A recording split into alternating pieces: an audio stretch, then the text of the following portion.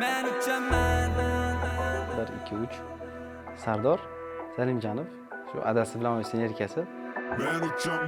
Orzularim mushalladi harakatim sayin.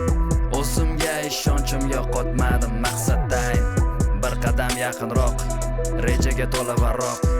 O'z yo'limiz bor endi. Men uchaman.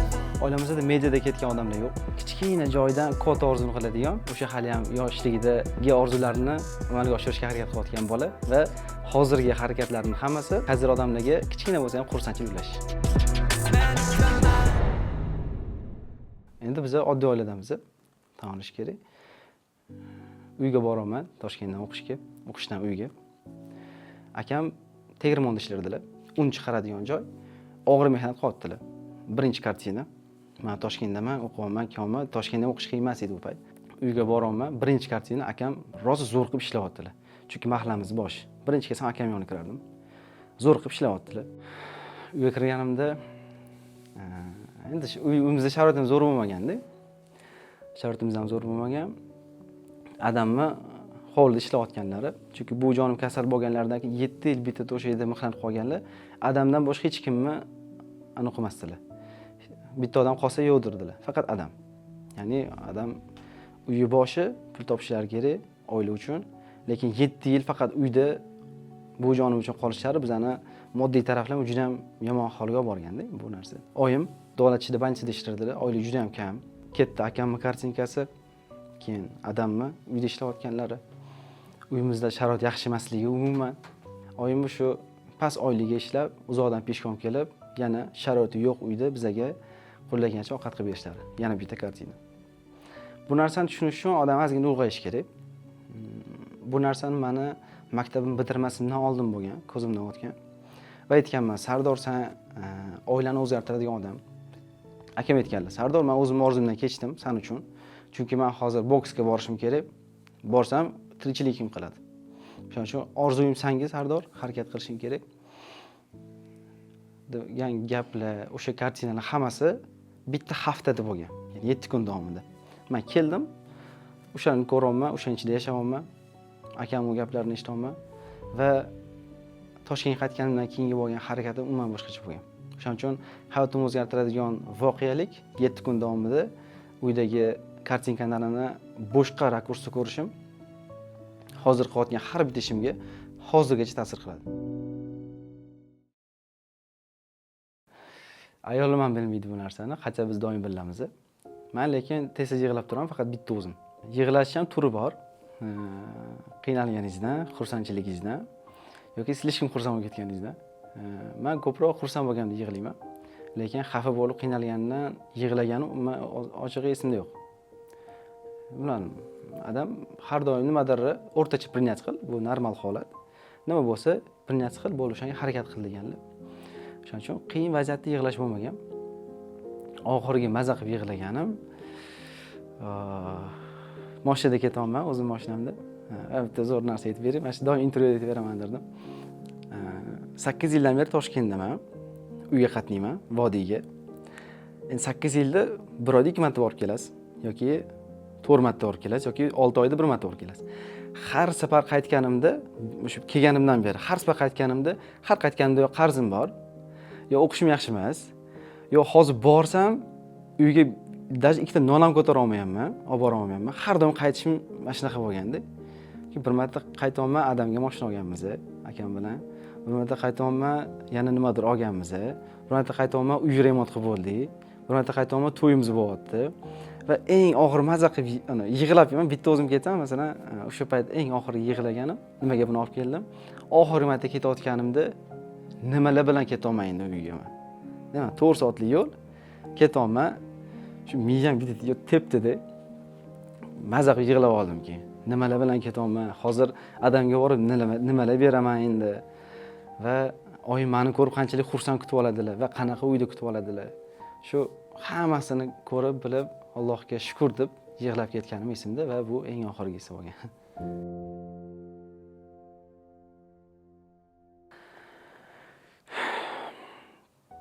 Meni boqib katta qilgan, har doim meni zo'r ketishimga ishongan va har duolarida nima yaxshi niyat qilgan bo'lsang, o'shanga erishgin ilohim deb aytib kelgan inson. Yutuqlarimni erishishni boshlaganimni birinchi qadamida vafot etgan buvijonim. O'sha insonni o'limlarini xabarini eshitganim juda og'ir bo'lgan. Toshkentda ishlayotgan bo'lganman. Endi yaxshi kompaniyaga kirib, yaxshi oylik olib ishlayotganim endi birinchi qadam edi. O'sha birinchi qadamlar boshlanganida akam telefon qilib, tez keyin buvijonim o'tib qoldi degan, boshqa hech narsa demaganlar. Keyin bu narsa nimaga menga turtki bergan?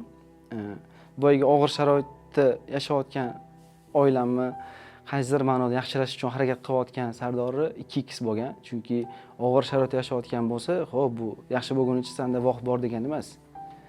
Buvijoning masalan, senga misol. Shuning uchun o'sha payt va bo'ladi-ku, bolalar bilan yig'ilib PlayStationga borish yoki behuda gaplashib o'tirish yoki nimadir ishni sifatli qilish mumkin bo'lganda sifatsiz qilish. U xabardan keyin men bilganman, o'sha men vaqtim kam. O'sha parazit, vaqtlarni saqlash ham yo'qotishga harakat qilganman.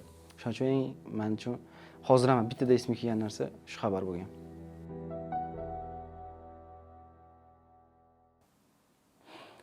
Bir-birimizga ozgina mehrli bo'lishimiz, ozgina, ko'p emas, yarim tomchi. Ko'p muammolarni hal qiladi. Balkim bu jonni kesib tasharmiz.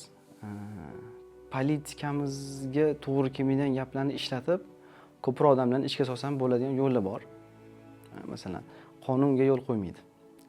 Lekin u gaplarni men ishlatadigan bo'lsam, u xodlarni men qiladigan bo'lsam, Instagramimizda, umuman o'zi hayotda biz ko'proq odamlarga o'zimizni manfaatimizni yetkaza olamiz. Uy qurib berish bo'lsin, operatsiya bo'lsin. Lekin shu narsani biz qonun borligi uchun ayta olmaymiz. Hozir qisman aytib ketaman. Mas'uliyatsiz ishlaydigan insonlar juda ham ko'p. Davlat xodimlari juda ko'p. Mahallaga boramiz, больницаlarga boramiz.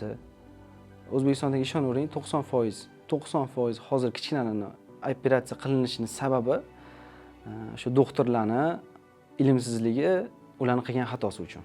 Biz ikkita juda katta proyekt qilganmiz. Abu Bakrni, masalan, uni ham ko'zlari noto'g'ri operatsiya bo'lgani uchun. Agar operatsiya to'g'ri bo'lganda, u bola unaqa bo'lmagan bo'lardi.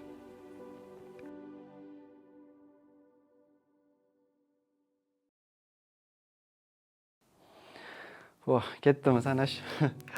Xo'p, bu albatta auditoriya eng kuchli narsa. Hozir Instagramda biz 1.100.000 bo'ldik. YouTube'imiz o'zimizda emas edi, qaytarib oldik. TikTok'imiz ham, hamma narsa fuzlon bo'ldi. Qaytarib oldik. Shuning uchun biz faqat Instagramda bo'lganimiz uchun eng katta yutuqlarning bittasi bu auditoriya. Bizani jaydar bizneslarimiz, ya'ni unga marketing kerak emas, unga Telegram kerak emas bo'lgan bizneslarimiz bor. Jaydar o'zbekcha bizneslar, o'shalar. Xo'p, meni hurmat qilib yaxshi ko'radigan zo'r komandam. Oddiy misol, mashinamni ustaga olib bordim. Usta meni tanib qoldi, kontent qilamiz deyildi. Xo'p, barter. Siz menga video qo'yib bering, men sizga tekinga qilib beraman. Xo'p, videochi kerak. Aka, lekin ertaga qilib berasiz menga dedi. Ertaga iloji yo'q, komandam ketgan hayitga 2 kun oldin desam, yo'q qilib beravering dedi. Xo'p dedim. Namanganni Yangiqo'rg'on degan joyi juda uzoqda, 6 soatlik yo'l Toshkentga. Meni komandamdagi bitta inson, endi komandam desam, endi oilam ham desam bo'ladi, tushunarli bo'lish uchun komanda. O'sha yerda turadi. O'zi kecha ketgan. Telefon qildim, 30 sekundlik video uchun 6 soat yurib kelib, 60 sekund video olib, 30 sekund montaj qilib, yana qaytib ketdi. Erishgan katta yutug'im meni zo'r komandam. Alloh mendan ayirmagan o'zimning oilam. Auditoriya biznes komanda. Shular. Auditoriyani yaxshi ko'raman, ular har doim yaxshi ko'rishadi. Alloh menga berayotgan hurmat, e'tibor va bu narsani Xudo xolasa oqlab, dog' tekkizmasdan yaxshi olib borishga harakat qilaman. Men shulardan faxrlanaman, xursand bo'laman.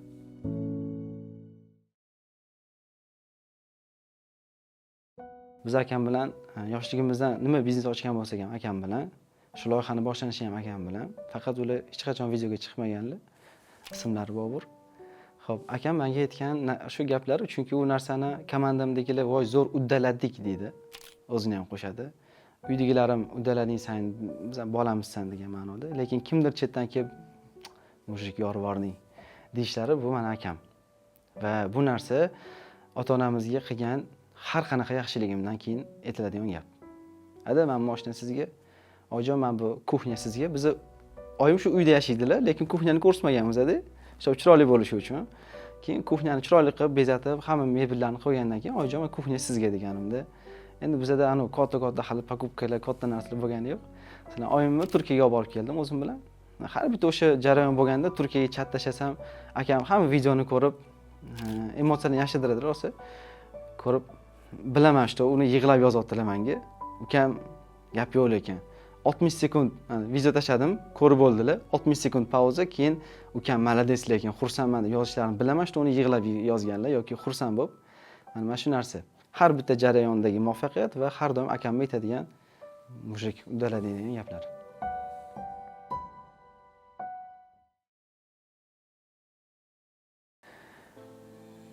Qachondir qaysidir voqea orqali avariya bo'libman yo ishimdagi o'zgarishlar bilan bo'libman. Qo'limdan hech qanaqa ish kelmay qolib, ayolimni yo ota-onamning qo'liga og'ir yuk bo'lib qolib ketishdan qo'rqaman. Bilaman, ularga og'ir bo'lmaydi. Menga shuncha yordam berdi-ku, meni o'g'lim, meni erim deb ayolim balkim yaxshi qarashi mumkin.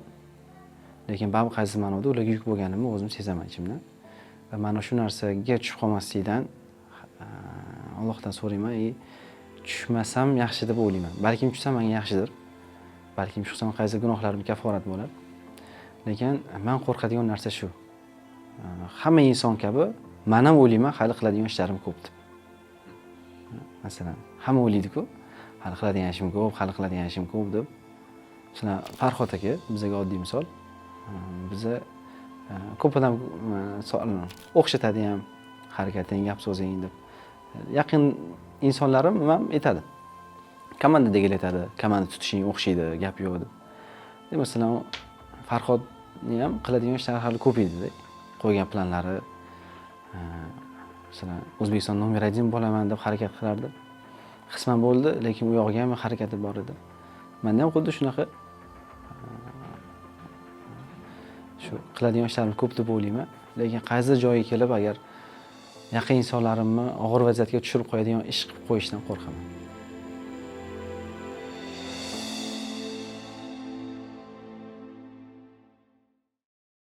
Xo'p. Mana qiyomatda aytiladi-ku, odam hattoki ota-onasini ham chekiga surib o'zim bo'lay deb qochadi-ku. Masalan, ota-onalar farzandini qochib ham o'zim bo'lay deydi-ku. Hayotda ham shu narsa bor. Men sizga hozir tushuntirib berishga harakat qilaman. Bu narsa bor. Va bu narsani shunaqa qog'ozga o'ralgan qilib ko'rsatadi odamlar.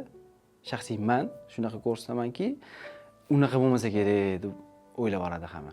Lekin o'sha qiyomatdagi o'sha yugurishni qog'ozga o'ralgan variantda hozir bor va biz o'sha narsani yashayapmiz. Men bu narsani hozir keltirib beraman. Xo'p, yo'lda ketyapman, ma'ruza eshitaman. Ota-onang yaxshilik qilsang jannatga tushasan. Xo'p. Ota-onangga mehr ko'rsatsang, senga yaxshi bo'ladi. Akangni hurmat qilsang, ishlaring yaxshi bo'ladi. Ayolingga yaxshi muomala qilsang, uyingda baraka bo'ladi. Kim uchun? O'zimiz uchun. O'ylab qolaman, mana shu ota-onamga gul olib boraman, yaxshilik qilaman. Ularni yaxshi ko'rganim uchun va o'zim uchun. O'sha qiyomatdagi yugurish hozir ham bor va bu narsani juda ham ko'p girlyantoviy qog'ozga o'rab tashlagan. U qiyomatda ochiladi xolos. Ana o'shanda hamma odam o'ziga qarab yuguradi. Va meni ichki shaxsiy dunyomni ochadigan bo'lsak, shaxsan men ham o'sha o'zini o'ylaydigan insonlardan bittasiman. Uzoq ketish shart emas, kimdalarni misol qilish shart emas. O'zimni oladigan bo'lsak, oyijon duo qilib qo'ying. Nimaga? Ishlarim baraka bersin. Rahmat. Kim uchun so'rayapsan? O'zing uchun. Shuning uchun ichki dunyomni bilmoqchi bo'lsangiz, Sardor Salimjonov g'irt o'zini yaxshi ko'radigan inson. Jo, men o'z doim o'ylab yuraman-da, men mashinada ketyapman, eshitib ketaman-da. To'xta, sen o'zing uchun qilyapsan-ku. Masalan, bolam qilamiz, unga Qur'onlarni o'qitamiz. Qur'onni o'qitgan odamga nima bo'ladi? Toj kiygiziladi. Kimga kiygiziladi? Bolangami? Yo'q, senga. Shuning uchun o'sha qiyomatdagi narsa hozir ham bor. Faqat ustiga chiroyli qog'ozda o'ralgan xolos.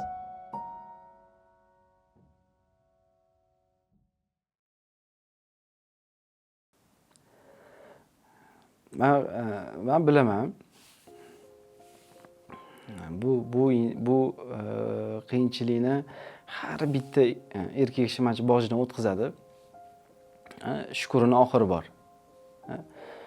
Ota-onam bosh shukr qilaman, ota-onam bosh shukr qilaman, ota-onam bosh shukr qilaman. Ular borgan sari qariydi baribir. Kun keladi. Holatlar bor, birinchi farzand bu dunyo tark etishi. Lekin juda ham ko'p holatda birinchi ota-ona tark etadi. Shukrim ota-onam borligiga, shukri birdaniga mana 1-2 degan ikki orqasidan keladi-ku. Xuddi orqasidan kelgandagi narsa bu qo'rquv.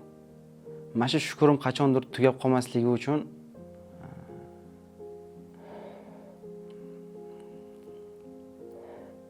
tugab qolmasligini Xudodan so'rayman.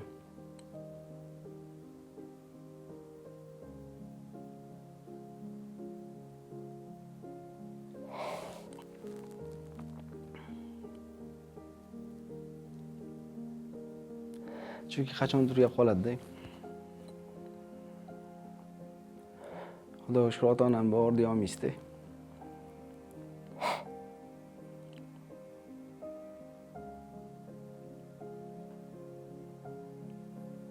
Shuning uchun mana ko'p ota-onasiga boramizda aka, to'g'risi ota-ona bolang qani desa mana hozir ilohi qolmiz bolasi ichib kelib ustalarimni haydab tashlagandi.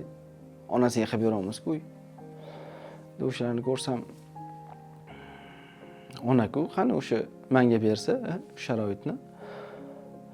Unga ona kerak bo'lmasa, qachondir mana onam vafot etadigan kuni kelsa-da, o'rniga o'rni almashib, yana onam qaytib qolsa.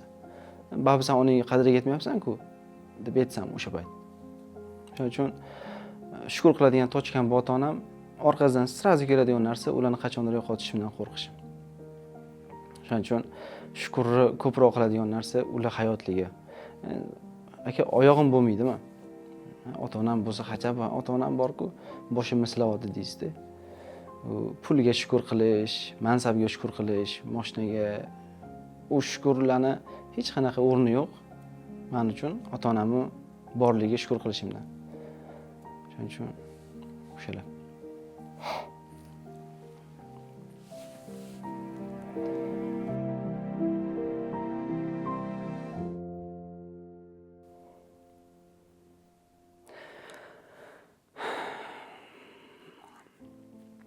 O'zi xuddi chevardek bo'lyapti. Boya kuyib pishib gapirib berayotdim o'rtog'imga bu narsani. Ana endi bu narsani eng kamida 10 mingta odamga yetishmanda imkoniyati bor hozir. Vlast, kuch bizda bo'lgan, musulmonlarda bo'lgan. Bu narsa bizga qaytishi kerak. Bu narsa bizga qaytsa juda ham ko'p joyda, juda ham ko'plab joyda yaxshi kelajagiga bor katta qadamni qo'yiladi. Bu vlast, bu kuch bizdan ketib qolgan ilmsiz bo'lganimiz uchun. Bu vlast bizga qaytadi, bu qadamlar bizga qaytadi faqatgina ilm orqasidan. Nima qoldiraman, qo'ldan nima keladi, meni harakatim nimani bildiradi degan qilib, men agar o'sha tegirmonni akamni ko'rganimda qolib ketganimda, bu intervyu bo'lmasdi va biz hozir 20 ta odamga uy qurib bermagan bo'lardik. Abu Bakrning ko'zlari ko'rmagan bo'lardi. Ya'ni boshqa odamni o'sha biz janozasini o'qirdik kichkintoyimizni, biz o'limdan saqlab qo'yganmiz operatsiya qilib. Agar menda shu narsa bo'lganda, shu narsalar bo'lmasdi. Hammasi ilm orqali bo'ldimi aka? Hammasi harakat orqali bo'ldimi aka? Bu vlast, bu narsa bizga qaytish kerak. Faqat hammasi ilm orqasidan. Shu.